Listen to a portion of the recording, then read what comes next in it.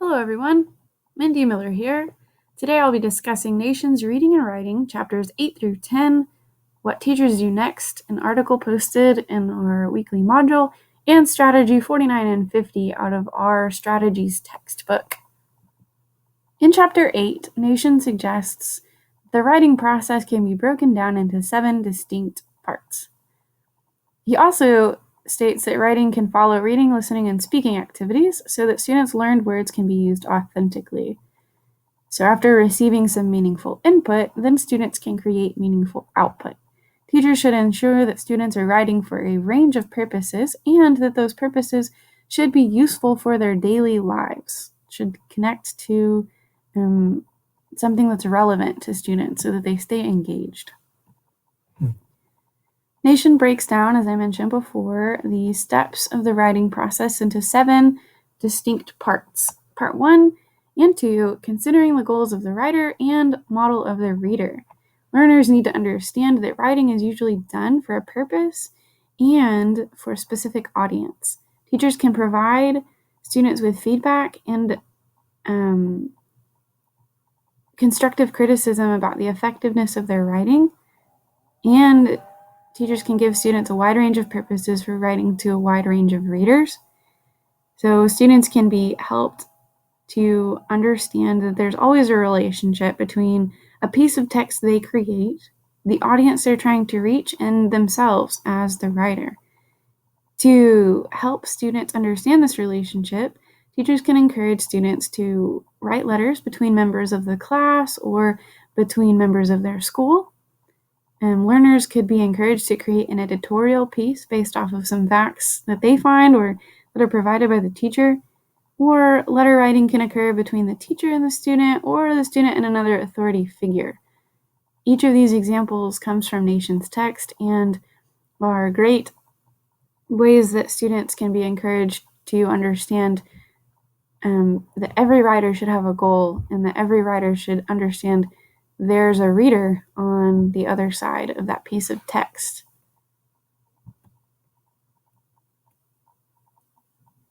Three and 4 of our parts of the writing process are gathering ideas and organizing ideas. Nation breaks down the gathering ideas portion of the text into 3 distinct categories.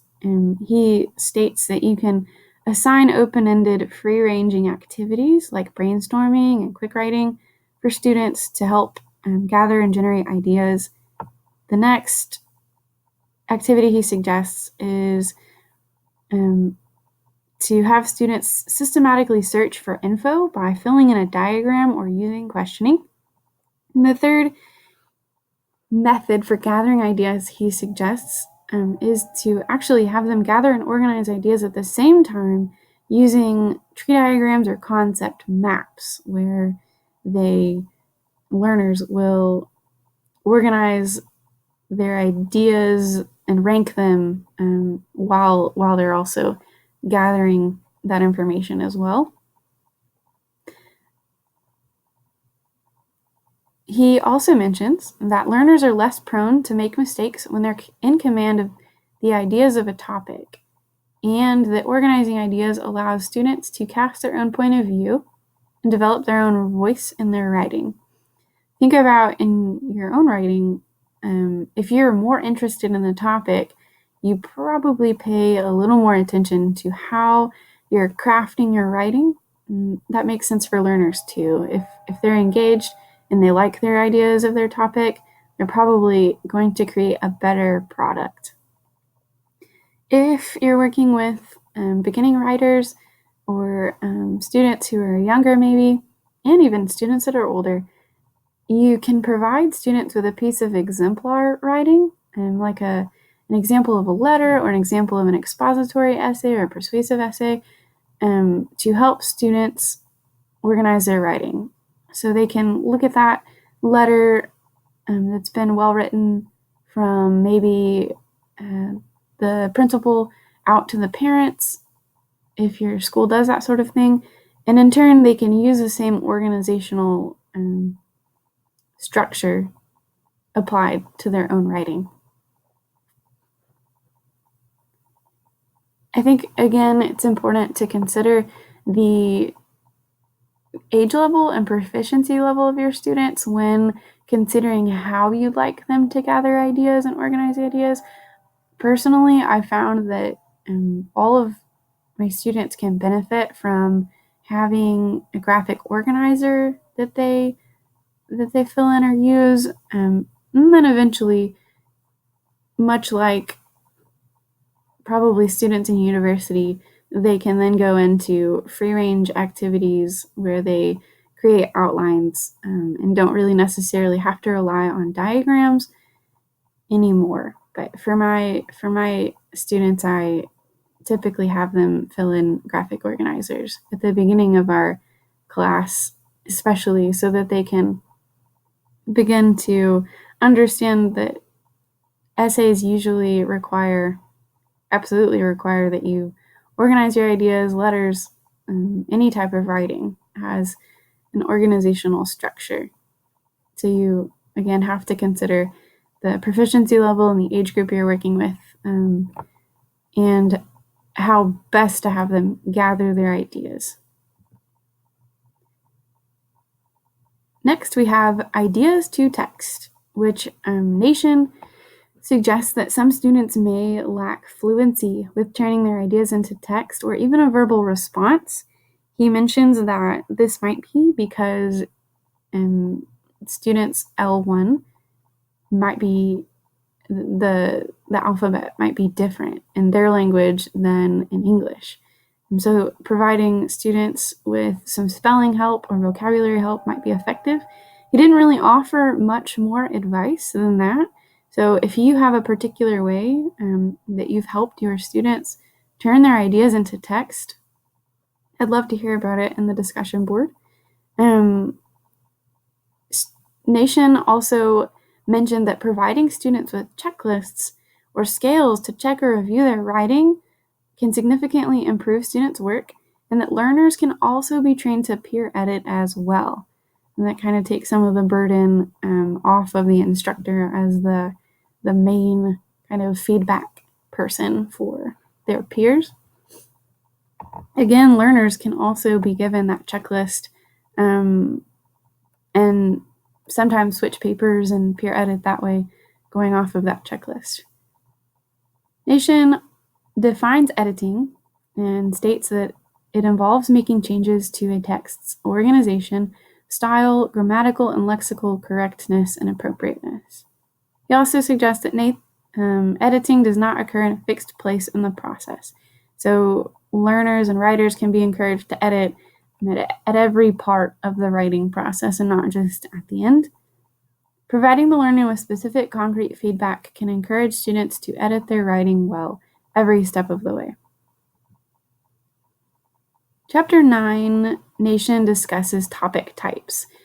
This topic type idea kind of goes along with providing students with an exemplar piece of text. So before having students create their piece of writing, or even as they're considering someone else's piece of writing, they can look at these 12 topic types that Nation suggests exist and better understand the piece of their writing or of the writing that they're reading. So the topic type hypothesis is that texts on different topics but of the same topic will include the same general kinds of information. And again, as I stated, Nation suggests from another study that there are 12 topic types covered in Table 9.1. This topic type strategy can provide learners with a way to gather information to write about a particular topic. Can also give them a strategy for taking notes from reading a text or from your lecture. And this method is also helpful for students who are at or above intermediate proficiency. This might not be good for beginning or emergent learners. Nation breaks down topic types and their usefulness with regard to reading and writing. With regard to reading, topic types can help readers predict the kind of information that will be in a text It can also help readers evaluate the adequacy of a text, and it can help readers and students take notes when reading from that text. In addition, on the writing side, there are question stems that Nation has created a table of that accompany each topic type and can be helpful for students to generate meaningful writing. Learners should become familiar with the few topic types that are relevant to their area of study. So it's not necessarily important that learners memorize all 12 types, but that learners are familiar with the types that are relevant to their area of study. Learners also have to relate a topic to a topic type. They need to not only be able to identify the topic type, but also be able to gather information based off of the topic type that they've decided goes along with the topic. Nation does address some of the limitations of the topic type approach and hypothesis. He states that some texts use 2 topic types instead of just one, that some texts do not have a clear communicative purpose. That's sometimes why it's important to pick excellent exemplar pieces if you are going to use this method of instruction and strategy in your class. Some texts as well may have multiple communicative purposes and organizational constructs. And lastly, he mentions that topic types deal only with the information in a text and not the structure of the discourse, the vocabulary, or the grammatical devices used to express the information. Again, you'll have to consider all these things before you decide if using topic types to help your learners either evaluate reading texts or write their own texts will be effective or not. In Chapter 10, Nation covers responding to written work. This is something I think we've been discussing for a while now, or at least probably thinking about, because responding to written work is something that can help motivate students to write, and your response as an educator to your students needs to be a blend of positive feedback and constructive feedback on errors. There are a plethora of online resources like rubrics and checklists that individuals have created. I didn't find any specific rubrics on my own in the chapters this week. However, I did find 2 tables that I found really helpful. Table 10.1, Goals, Purpose, and Means of Writing Assessment, and Table 10.2, Factors Involved in Giving Feedback. Each of these tables kind of helped me understand, again, that responding to written work can be a daunting task, especially if you teach a large volume of students. Therefore, deciding your goal for evaluating the student's written work is essential, because sometimes if you don't pick a goal before you start responding to students' written work, you might end up spending your time less efficiently than you want. I mean, as all teachers know, time is our biggest enemy and sometimes closest friend. So I found this table helpful, again, for breaking down some of the goals we can have in approaching students' writing, and the factors involved in giving feedback kind of helped me think about in a concrete way how to offer that feedback and, kind of the things that would influence the feedback that I do offer students. The article, What Teachers Do Next, by Jay Harmer, suggests several really great things. There's 4 kind of overarching suggestions that Harmer offers. 1 is hold up a mirror to your practice. 2, investigate what is going on in your classes. 3, develop cooperation with others. And 4, look outside the immediate world of the classroom for stimulation or continue studying. Then Harmer breaks down these suggestions into categories and more specific, concrete things. Harmer suggests you can keep journals, create a list of priorities, record ourselves teaching and instructing. We can read or publish professional literature to grow. You can participate in action research or create a cooperative development space. And lastly, Harmer suggests that teachers must protect their physical well-being. He kind of suggests that this is one point that teachers often forget about, and that teaching is a stressful job, and that we need to remember that mind is important, but body is important as well. So I found this article really helpful.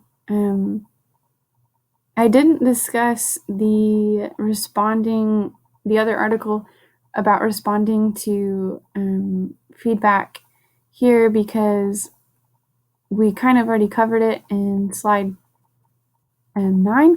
However, there was a plethora, again, of information there, and I'd love to hear about what you found interesting or helpful from either the Nation suggestions about responding to written work or the other articles' suggestions about responding to written work. So yeah. Strategy 49 and 50 are the last two strategies of the strategy textbook. 49 suggests that tutorials, about 30 minutes a day, can help close the achievement gap. And the textbook breaks down this strategy into a few distinct steps. So I'll read those off now. Plan a time for a 30-minute tutorial session during the day. Use assessment and observation to identify students who'd benefit from this tutorial time.